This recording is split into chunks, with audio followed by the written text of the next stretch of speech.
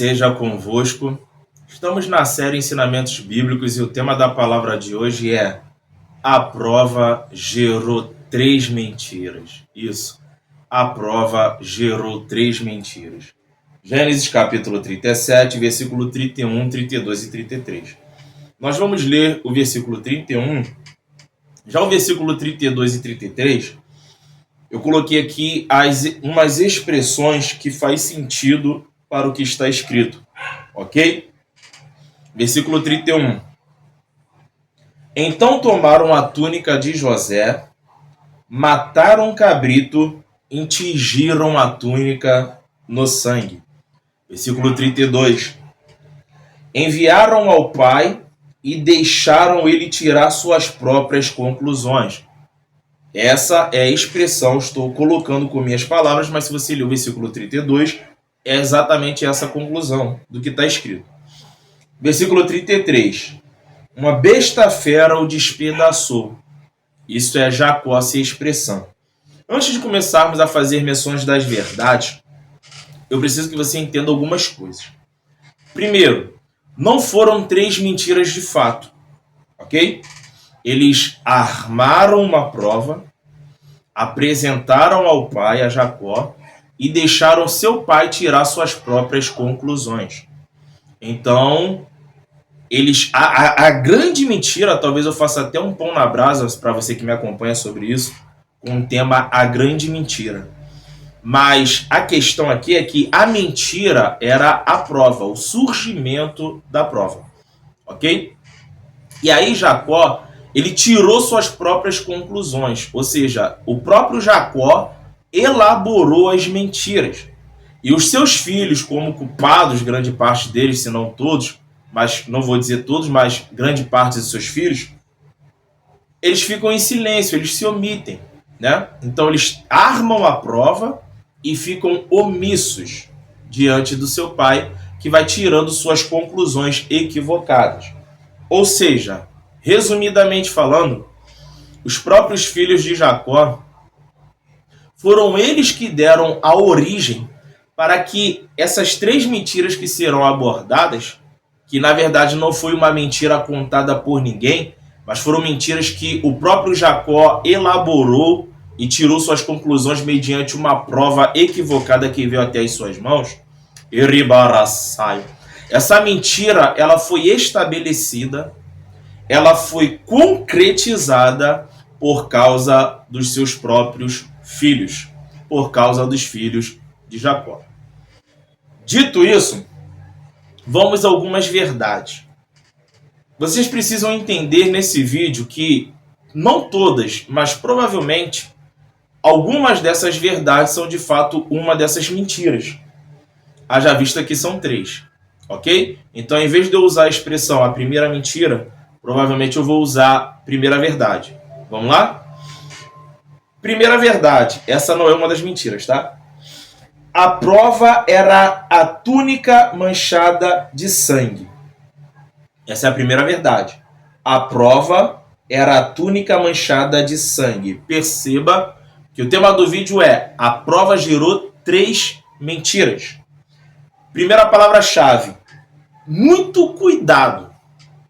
Porque nem tudo o que parece é.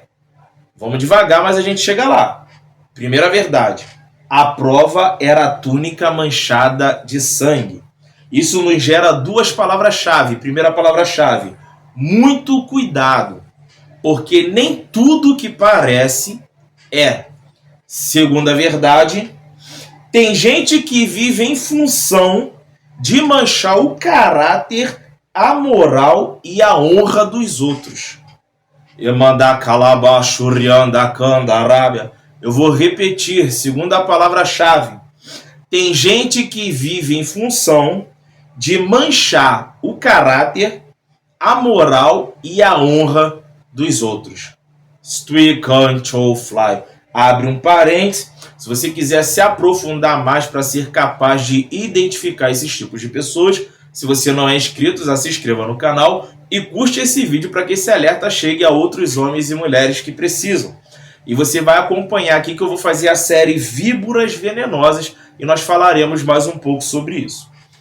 Segunda verdade, não foi uma pessoa que morreu, ok? Então, quando a gente lê o texto, os versículos que nós lemos no início, nós chegamos a essa segunda verdade, que não foi uma pessoa que morreu. E aí nós podemos fazer menção de uma palavra-chave. Que palavra-chave é essa? O sangue era de um animal. Então aqui a gente já desvenda a primeira mentira. Não foi uma pessoa que morreu. Há uma diferença significativa entre a morte de uma pessoa, um ser humano, e entre a morte de um animal. Terceira verdade. A culpa foi jogada em um ser inocente, pelo menos em relação ao ato que foi acusado. Ok? Terceira verdade. A culpa foi jogada em um ser inocente, pelo menos em relação ao ato que foi acusado. Que ser é esse? É o animal, irmãos. É o animal. Palavra-chave. O cabrito foi morto e a besta fera levou a culpa. Subiergue na icou devasto e deplas na bladastel. Aqui está a segunda mentira. O dono da culpa. Haja visto que nós estamos falando de seres humanos, estamos falando de animais. Só que olha só, a besta fera, pelo menos no que tange a José, é inocente. Mas a besta fera levou a culpa e o cabrito foi morto. Ou seja, não morreu uma pessoa, morreu um animal. E segundo, a culpa foi jogada no ser inocente, pelo menos daquilo que está sendo acusado. Eribaraçai. Quarta verdade. Os culpados estavam perto, revestidos de hipocrisia. Eu vou repetir. Quarta verdade. Os culpados estavam perto, revestidos de hipocrisia.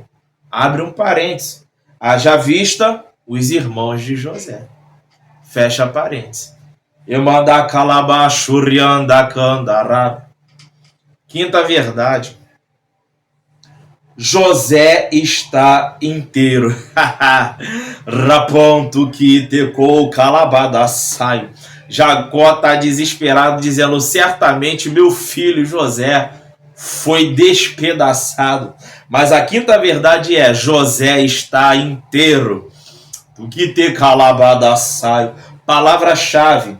O pai disse: foi despedaçado. Eu quero liberar uma palavra profética sobre a tua vida. A palavra-chave é: foi despedaçado. Mas eu quero profetizar sobre a tua vida que na sua vida, não. Na tua família, não. Na tua chamada, no teu ministério, não. Eribaraçai. Você não foi e você não será despedaçado. Você não foi e você não será despedaçada. E se você quiser se aprofundar um pouco mais sobre essa característica que o leão possui, de poder, de ser capaz de despedaçar o ser humano, você pode ir na série O Ministério dos Profetas. Lá você vai encontrar a seguinte pregação: o carvalho não é o fim. Lá eu falo um pouco sobre isso. Sexta verdade. Quem é guiado pelo que vê, facilmente será enganado. E foi exatamente o que aconteceu com Jacó. Ele se permitiu ser guiado pelo que ele vê. Ele deixou à prova aquilo que estava nas mãos dele, gerir, guiar toda a sua linha de pensamento, todas as suas conclusões. Só que nós aprendemos que quando nós amadurecemos na fé, nós até damos o devido crédito e valor que nós vemos. Só que o que sobressai na nossa vida é a palavra que nos é dada por Deus. É a voz de Deus, é quando Deus fala com a gente. Samuel, por um breve momento, ele se permitiu ser guiado pelo que ele estava vendo e quase que ele comete um grande erro de ungir a pessoa errada, de separar a pessoa errada, de escolher a pessoa errada. Aí Deus fala no ouvido de Samuel: não atenta para a aparência, nem para a sua estatura, porque eu não olho como vê o homem. O homem vê o que está diante dos olhos, mas eu, Senhor, olho para o coração. Subergnai co devasto e de plasma bladastel. Sétima verdade, aqui começamos a encerrar. Quem coloca a palavra e a voz de Deus como seu guia, dificilmente será enganado. Dificilmente será enganada. E se por alguma eventualidade for, não será para sempre. Aí a gente entra naquela expressão popular, né? Uma hora a máscara cai. Uma hora a capa é rasgada. Como diz os ministros e as ministras da verdade, ninguém consegue fingir ser uma coisa que não é por muito tempo. Se você quiser se aprofundar nessa questão dessas pessoas que fingem ser uma coisa que não é, no meu canal Bíblia e Ciência você pode pesquisar lua, estrela, lua... Não, como é que é? É sol, estrela ou lua? Ponto de interrogação. Eu falo um pouco sobre isso. Vamos fazer menção de 3 palavras-chave e caminhar para o final. Primeira palavra-chave dentro da sétima verdade. O seu histórico, ou seja, o seu passado, diz muito sobre você, mas não define quem você é. Emanda calabachurianda candarada. Nablada sou rebedevaste calabaché. Eu vou repetir. O seu histórico, o seu passado, diz muito sobre você, mas não define quem você é. Segunda verdade. Cabe a nós avaliarmos os frutos e ver se são frutos novos ou se tem semelhança com o velho eu. Eu vou repetir. Cabe a nós avaliarmos os frutos e ver se são frutos novos ou se tem semelhança com o velho eu. Abre parênteses, palavra profética, levanta a tua mão que eu vou liberar. Velho eu nunca mais. Ou você pode receber essa palavra, velho eu nunca mais. Recebe essa palavra em nome de Jesus. E se você quer se aprofundar nessa área de libertação, de transformação, quando acabar esse vídeo, você pode ir na Conferência Profética Metanoia. Lá nós falamos sobre libertação, sobre transformação, sobre cura interior. E eu tenho certeza que será de grande valia para a sua vida, para a sua chamada e para o seu ministério. Terceira e última verdade. Uma rede rasgada não define o seu caráter. Agora nós já vamos para Lucas capítulo 5, o mistério da rede. Os peixes eram tanto, a rede se rompeu, se não me falha a memória. E o rasgar da rede pode simbolizar muitas coisas. Pode simbolizar quando você quebra a sua comunhão com Deus. Pode simbolizar, eu levo isso muito para a área de casais, né? Quando o marido trai a esposa, quando a esposa trai o marido. A rede rasgada também pode ser traições entre amigos. Quando você se sente traído por um amigo, por uma amiga, por um ente querido, independente de grau de parentesco. Enfim, a rede rasgada pode simbolizar muitas coisas, mas você precisa entender que uma rede rasgada não define o teu caráter. Uma rede rasgada não define quem você é. Apesar que as pessoas vão te pressionar a tentar jogar esse fardo, esse peso em cima de você. Só que esse peso ele não te pertence. Desde que você faça como está na Bíblia, troque o jugo pesado pelo jugo suave de Jesus. Se você se arrepende, confessa, deixa. Se você mergulha na palavra, vive a palavra, esse fardo ele não te pertence. A rede rasgada não define o teu caráter, não define quem você é. Se você quiser se aprofundar, estiver passando por problemas no seu namoro, no seu noivado, no seu casamento, ou conhecer alguém que está com dificuldade, você pode ir aqui no canal, na série Os Pescadores de Alma. Lá você vai encontrar mensagens reparadores de redes, onde eu falo de uma forma mais profunda essa questão da rede rasgada. Então a rede rasgada é um momento, e o que vale é a sua vida, é as suas escolhas. E caminhar com Deus é ter um ciclo repetitivo de transformação e arrependimento. Transformação, santificação e arrependimento. Transformação porque nós sempre precisamos ser transformados. Arrependimento porque nascemos com inclinação para o pecado, então nós temos as limitações humanas e temos os pecados involuntários, a qual nós temos que constantemente nos arrepender. E santificação porque é uma ordem de Deus, sede santos, porque eu, o Senhor, sou santo. Alabada céu. Se essa palavra ministrou seu coração, curte ela. Se você quer se alimentar da palavra e se aprofundar, assista aos outros vídeos dessa série de ensinamentos bíblicos. Se você ainda não é inscrita no canal, se inscreva e até a próxima, em nome de Jesus.